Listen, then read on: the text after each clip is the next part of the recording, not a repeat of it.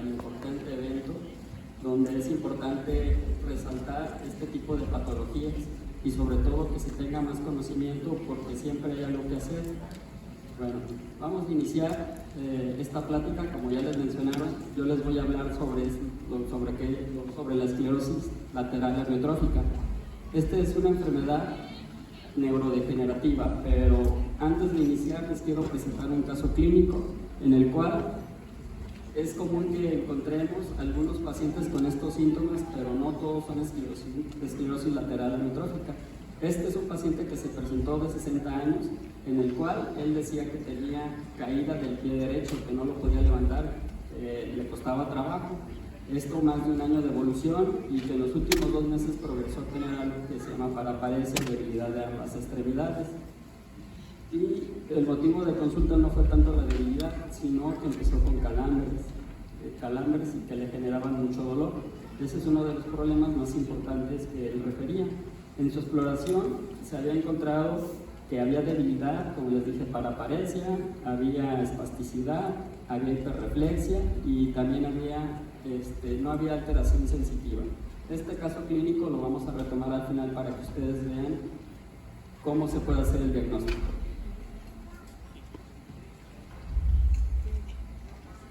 Muy bien. ¿Y qué es la esclerosis lateral amiotrófica? Es una enfermedad neurodegenerativa que, como bien lo dice, empieza a matar a las neuronas motoras, que son las que nos llevan a tener movimiento. Esta enfermedad no se tiene una causa precisa. Dentro de su epidemiología se ha encontrado, hay muy pocos estudios a nivel internacional y sobre todo nacional. Esta es una enfermedad que en el 2016 se trató de hacer un estudio para ver cuánto era su incidencia de esta enfermedad y su prevalencia. Se encontró que a nivel mundial para la enfermedad, no exclusivamente de esclerosis lateral amiotrófica, sino todas las enfermedades que consisten en enfermedades de neuronas motoras, era de 4.5 por 100.000 habitantes. Hay un poco de mayor casos en Europa principalmente, donde la incidencia marca que es de 2.1, a diferencia de Estados Unidos que marcan que es 1.8, y si ustedes pueden ver, también en Asia es más rara, es de 0.6 por cada 100.000 habitantes. Esta es una enfermedad que habitualmente se presenta después de los 60 años, y es una enfermedad que al inicio se presenta en un 70% con afección de extremidades, pero también hay un 25% de estos pacientes que pueden tener afección vulvar, que más adelante les voy a explicar qué es. Es ligeramente más elevada en hombres. De hecho, de los pocos estudios que existen a nivel nacional, es el siguiente. Este es un estudio donde se realizó en el 2014, fue hecho en Monterrey y fue por el doctor Martínez, donde ustedes pueden ver que donde ustedes pueden ver que México también, igual que otros países, se ve que tiene un poquito de mayor probabilidad que lo tengan los hombres, que es ligeramente mayor y que se presenta más temprano. De hecho, habitualmente en la mayoría de los países se presenta después de la 5ª década. Aquí lo que mostraba era que se presentaba después de los 47 años. Y algo que llamó la atención es que tenían más sobrevida que los otros países que se muestran ahí. ¿Cuál es la causa de esta enfermedad? Bueno, pues no se tiene una causa clara de cuál es la enfermedad. Habitualmente, del 100% de los pacientes, 10 van a tener una alteración genética, este 10%, y se dice que para que puedas tener la enfermedad tienes que tener una triada. Primero, que tienes que nacer con susceptibilidad genética. Segundo, que debe de haber daño celular que habitualmente se va produciendo con el transcurso de los años. Y el tercero, que tengas alguna exposición a ambientes que te puedan generar la enfermedad o factores de riesgo que los vamos a tratar más adelante. Dentro de su fisiopatología, esta enfermedad es caracterizada, como les había dicho, por una pérdida progresiva de la movilidad. Se van muriendo las neuronas, sobre todo de movimiento, que se llaman neuronas motoras superiores e inferiores. Estas nos controlan todo lo que se realiza de movilidad, pero no solamente eso, también podemos encontrar otro tipo de afecciones como cognitivas, de comportamiento, que se pueden presentar en algunas maneras. Existen diferentes teorías, todas estas teorías se relacionan unas con otras, y estas teorías son las que demuestran que existe un daño para presentar la enfermedad. Estas teorías las voy a mencionar porque cada teoría es mínimo de una presentación. Una de las teorías más importantes es la teoría de glutamato, donde se ha demostrado que existen niveles elevados de esta sustancia, de este neurotransmisor que es el glutamato, y esto lo que origina es que haya una entrada importante de calcio a la célula, y esto es lo que nos condiciona a tener una disfunción celular, dañando la mitocondria, produciendo estrés oxidativo y lo que va a llevar a muerte celular. Otra de las teorías es el desplegamiento de proteínas. Es una teoría donde nos dice que las proteínas que se adquieren, se pueden agregar más proteínas, pero también pueden tener mutaciones. Esto tiene una función tóxica hacia las células, y lo que va a provocar trastornos en la transcripción y en el procesamiento del ARN. El estrés oxidativo es otro tipo de alteraciones. Todo lo que son radicales libres producen algún tipo de alteración y daño celular. Se ha demostrado que también existe este tipo de alteración, y cuando existe este tipo de alteración lo que nos va a llevar es a una muerte celular programada o apoptótica. La inflamación está presente en todos los pacientes también.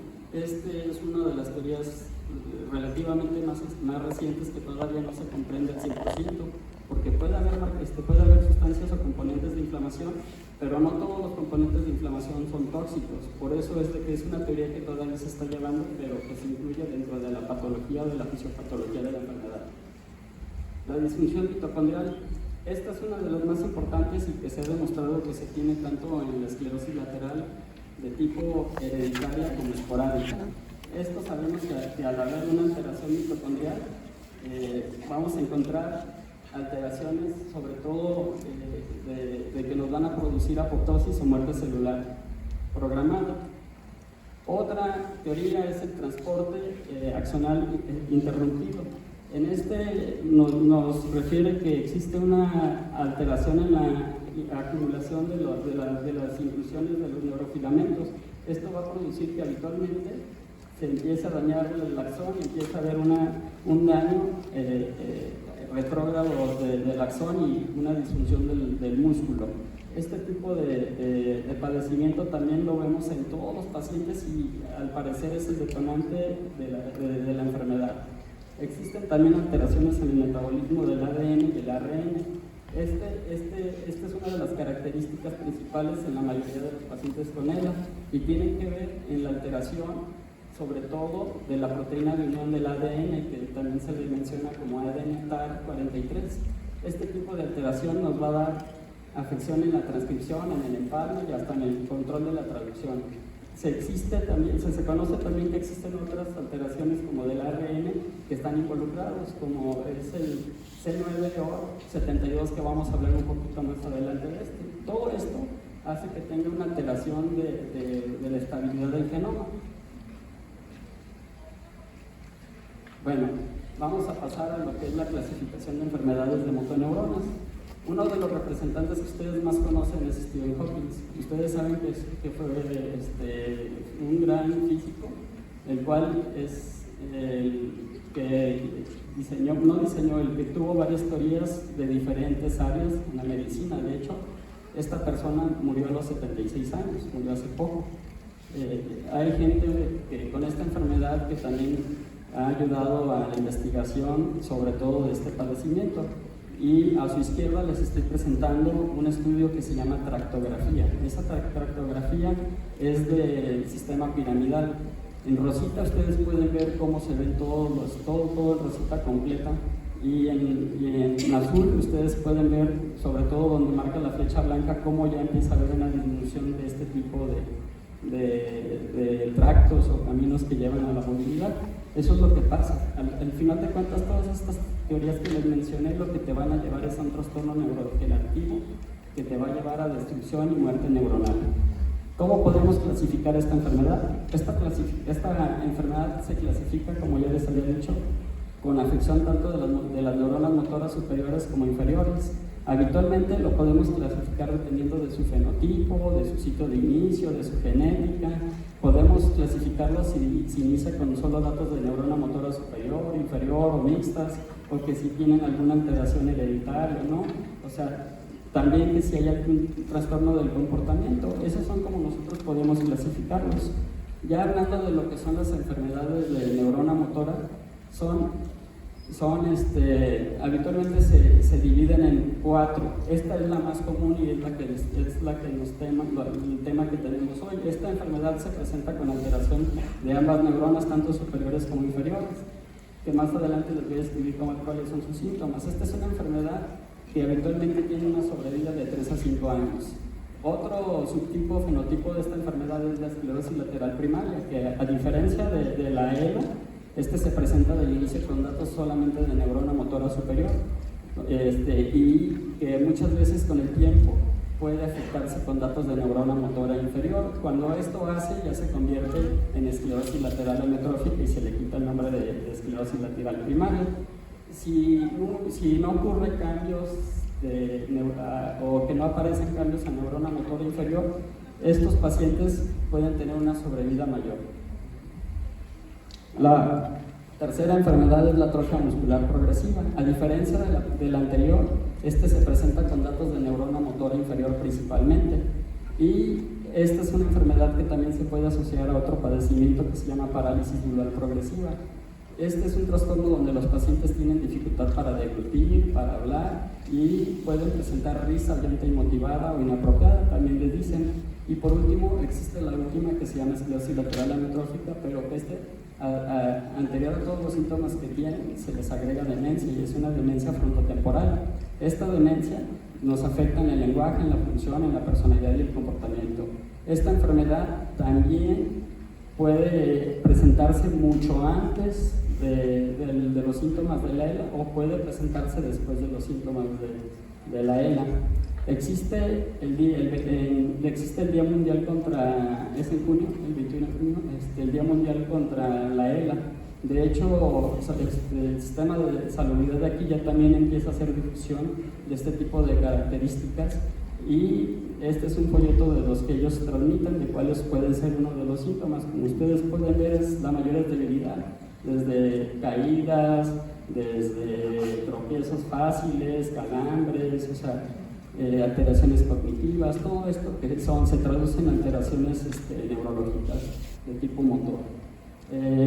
Para hacer el diagnóstico, o dentro del abordaje diagnóstico, lo que nosotros tenemos que hacer, pues, como les dije, es una exploración neurológica, y una de lo más importante es que si tú ves alteración motora, pero que no tienes alteración sensitiva, tienes que sospechar en eso. Hablando de qué son las neuronas motoras superiores e inferiores, las neuronas motoras superiores empiezan a nivel de la corteza. Ahí, como pueden ver, en el extremo superior en verde, la corteza, y esas son las fibras que van bajando del tracto corticoespinal. Habitualmente bajan, y a nivel de bulbo es donde hacen un cruce, una decruzación, y se bajan después por las astas anteriores de la médula. Cuando ya cuando hay la decruzación, podemos decir que ya existe datos de neurona motora inferior. ¿Cuáles son los datos de neurona motora inferior? Son estos, son debilidad, atrofia, fasciculaciones. Esa lengua es una lengua característica del paciente con ELA. De hecho, cuando ustedes la ven, se mueve y se le dice el signo del saco de gusanos, porque se ve que se mueve como si fuera un saco de gusanos. La atrofia y la debilidad. Como les mencionaba, la historia clínica, esta enfermedad, el diagnóstico es 100% clínico. Una vez que tú tengas la sospecha, tienes que hacer diferentes tipos de acciones, desde los que van desde estudios de neurofisiología y otro tipo de marcadores. ¿Cuáles son los factores de riesgo para adquirir esta enfermedad? Bueno, la exposición genética, como ya les había dicho, se ha demostrado que si hay una alteración en la expansión del hexanucleótidos del gen C9orf72, habitualmente deben de ser menos de 30 repeticiones, pero si hay más de 700 a 1600, esto te indica que puedes tener la enfermedad, y entre más repeticiones tienes, mayor riesgo tienes a tener demencia. Factores de riesgo que ya les había mencionado. ¿Cuáles son otros factores de riesgo? El servicio militar y la actividad atlética profesional tienen algo de evidencia, mas no se han relacionado al 100%, y se sugiere que es por los microtraumas que se tienen habitualmente en estos pacientes. Ahí está la foto de Lou Gehrig. Él fue uno de los mejores beisbolistas en Estados Unidos, que murió de ELA. Él murió a los 38 años, tuvo 2 años de padecimiento y desde ahí empezó a darse un poco de más renombre e importancia a este tipo de enfermedad. Otros factores de riesgo, como todos y en todas las enfermedades, el tabaquismo, exposición a químicos, sobre todo los tipos agrícolas, la exposición a plomo. ¿Cuáles son los diagnósticos? Los diagnósticos diferenciales. Esta tabla son muchos diagnósticos diferenciales. 2 son principalmente alguna lesión a nivel cerebral, una mielopatía espondilótica, una radiculopatía, una neuropatía. ¿Cómo hacemos los diagnósticos de ELA? Tenemos los criterios de Escorial, que nos dicen que es una enfermedad clínicamente definida cuando encontramos afección de 3 extremidades, y así va bajando a clínicamente probable cuando hay 2, o es posible cuando hay de 1. Estos criterios son del 2020, pero eran muy complejos, por eso es que se diseñaron otros criterios como son los de Baji, que la única diferencia de los otros es que hacen estudios de neurofisiología, y si encuentran una denervación ya te puede explicar que es una enfermedad. Y están estos criterios que también se crearon para tratar de hacer el diagnóstico más temprano en el 2020, y en el cual te dice que si tiene un deterioro progresivo y ya tiene afección de una extremidad y que tiene estudios de neurofisiología, ya no tienes que esperar tanto. ¿Cuáles son los tratamientos? Pues existen 3 tratamientos aprobados: el Glucol, el Edarabone y el fenilbutirato de sodio. Estos todos son encaminados a tratar la enfermedad. Lamentablemente no tienen una efectividad tan importante, lo único que te ayudan es a detener un poco te ayudan a tener más sobrevivencia, 3 meses habitualmente, pero no te ayudan a parar la enfermedad. Y como conclusión, pues esta es una enfermedad de tipo neurodegenerativo, que lo tienen que sospechar cuando tengan algún tipo de debilidad o alguno de estos síntomas que ya les he mencionado. El tratamiento, ¿cómo es? Es multidisciplinario. Yo solamente les hablé un poco de los aspectos clínicos, pero el tratamiento tiene que verse hasta con neumólogo, nutriólogo, con todo lo que es el sistema de salud, y tienen que informar a los pacientes del padecimiento, porque de esto dependen muchas circunstancias, y sobre todo desde trámites legales hasta qué va a hacer la familia.